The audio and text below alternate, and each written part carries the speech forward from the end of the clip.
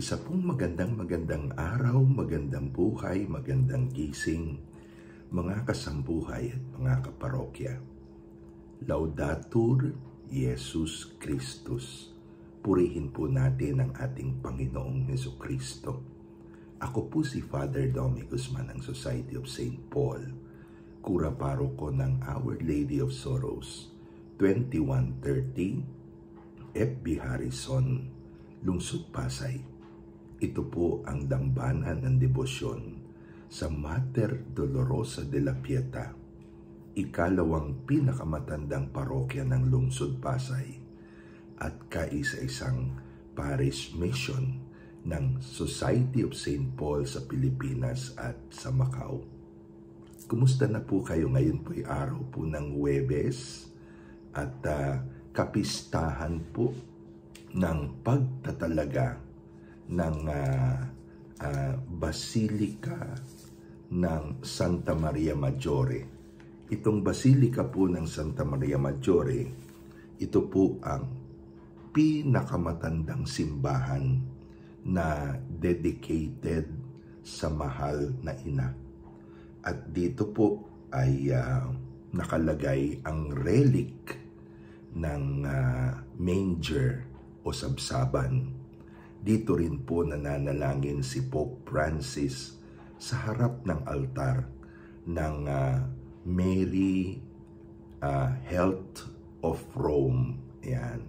Health of the City of Rome.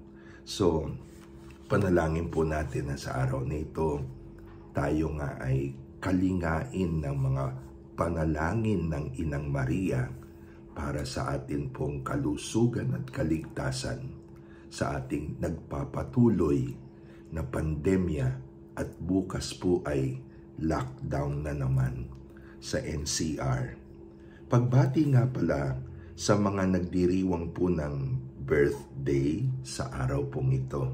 Unang-una binabati natin si Nanay Nieves Sanchez, ang nanay po ng aking classmate na si Sally Mabakyao, no?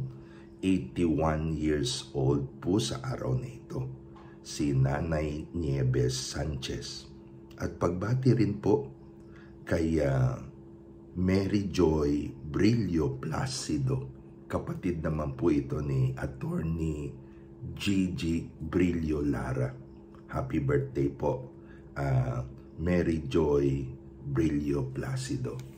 Ang atin pong pagbasa ngayong Huwebes na ito, Huwebes ng ika-18 linggo ng karaniwang panahon, ay galing po sa Mateo chapter 16 verse 13 to verse 23. Matthew 16:13 to 23. Naglagi po ang Panginoon sa labas ng Galilea, nagpapatila ng ulan at unos, nagpapababa ng temperatura, no? Kasi nga po ay medyo mainit na po ang mga usapin sa kanyang public ministry sa Galilea.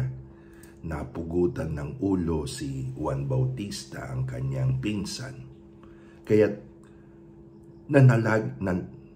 namalagi ang Panginoon sa mga lupain sa norte ng Galilea.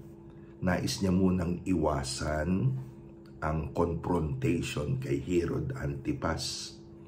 At nais din niyang iwasan muna yung mga tao na may kakaibang plano sa kanya. Gusto siyang gawing hari dahil po sa mga selfish na reasons, no? So, ang Panginoon sa atin pong ebanghelyo ngayon ay lumipat sa area na kung tawagin ay Caesarea Philippi. Ito po ay malapit sa Golan Heights ng Syria. Ang teritoryong ito ay noon nasa ilalim ng pangangalaga at kapangyarihan ni Herod Philip, ang half-brother at karibal ni Herod Antipas. Kaya safe ang Panginoon sa lugar na ito. Ngunit mayroon naman pong isang bagay na dapat po nating malaman tungkol sa Caesarea Philippi at mga karatig ng mga puok. Dito po ay sentro ng paganismo, no? Ang Caesarea Philippi. Sa pangalan na lang Caesarea, ibig sabihin ito po ay itinalaga sa karangalan ng Caesar, ang emperador ng Roma, na nais pong makilala bilang isang deity o isang Diyos, no? At ayon po sa kasaysayan dito sa Caesarea Philippi, maraming templo ang iba't ibang mga mythological gods and goddesses ng mga Griego at mga Romano. At maliban po dyan, sa isang kuwebang malaki sa slope ng bundok na kung tawagin po ay Gates of Hell, ang pintuan ng impyerno. Alam po ng mga tao na dito daw po ay lumalabas si Pan, no? Kalahating tao, kalahating kambing, upang maghasik ng panic, lalo-lalo na sa mga babaeng nagdadalang tao. Sa gitna ng lahat pong ito, dalawang tanong ang ibinigay at ipinukol ng Panginoon sa kanyang mga alagad. Who do people say the Son of Man is?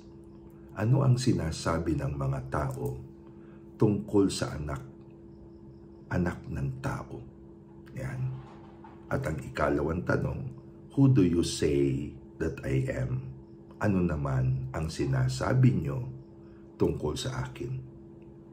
Itong dalawang tanong na ito ng Panginoon sa mga alagad ay para po sa akin nagpapakita na nais pong ituro ng Panginoon na ang tunay na alagad ay hindi lamang yung sumasabay sa agos, sabay sa agos ng mga sinasabi ng mga tao, sabay sa agos ng mga fads, impressions, popular thoughts, no?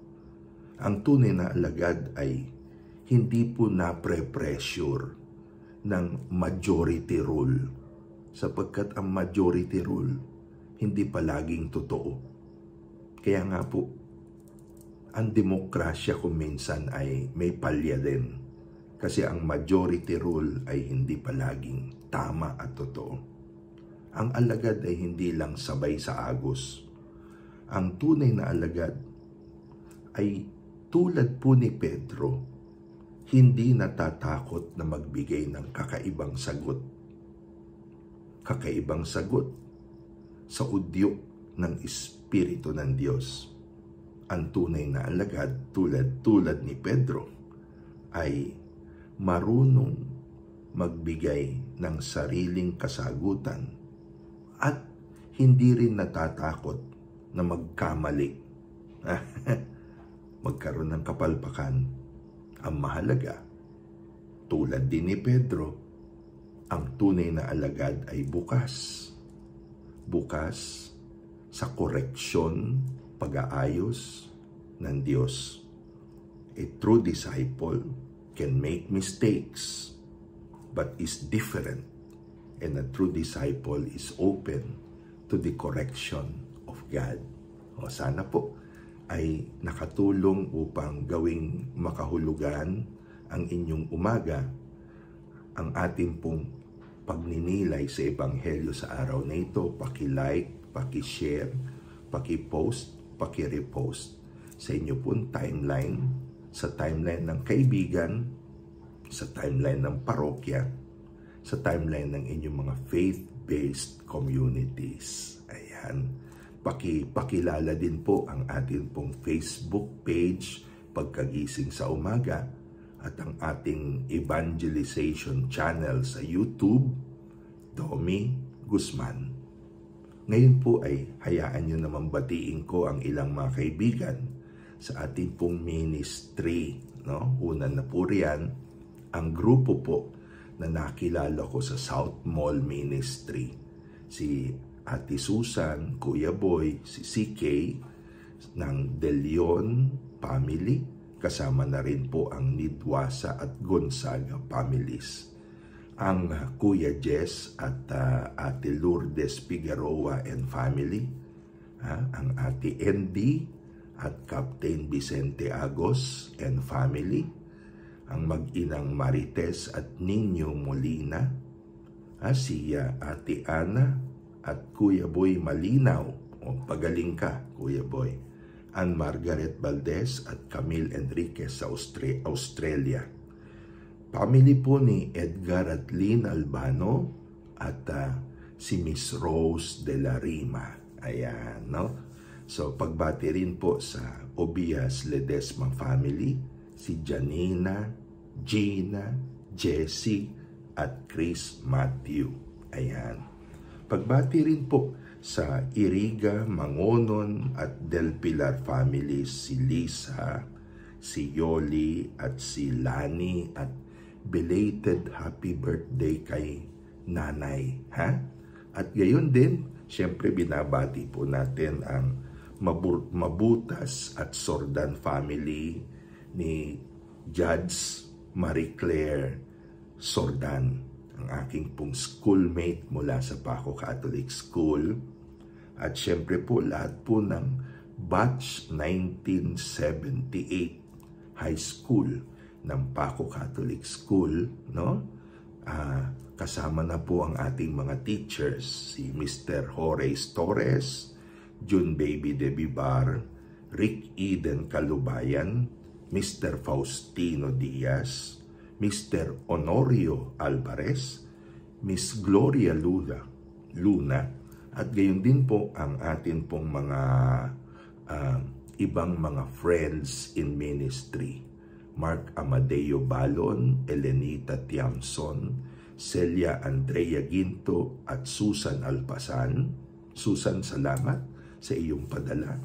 Andre Rose, Raul Gonzaga, Rina Navarro, Claudia Soliman, Maria Nobelin Libo, Ana Regina Fernandez, Maria Isabel Ocampo, Paul Joseph Lopez, Ruby Socorro Tacla, Angelo Joseph Lofranco, Iluminado at Claire Aribe, si Maria Edisa Planillo and family, Nelson Santos, at Judith Ilagan. Salamat din po sa Alvarez Hernandez family. Ayan, si Jerry at si Helen. God bless you. At pagbati po sa 38th anniversary ng Holy Family Marriage Encounter Community. Ngayon po ay ating italaga ang maghapon to spend the day well. Dear sweet Mother Mary, keep your holy hand upon me, guard my mind, my heart, my senses, that I may never commit sin. Sanctify my thoughts, affections, words, actions, so that I may please you and your Jesus my God, and reach heaven with you. Jesus and Mary, give us your holy blessings. In the name of the Father, and the Son, and the Holy Spirit. Amen.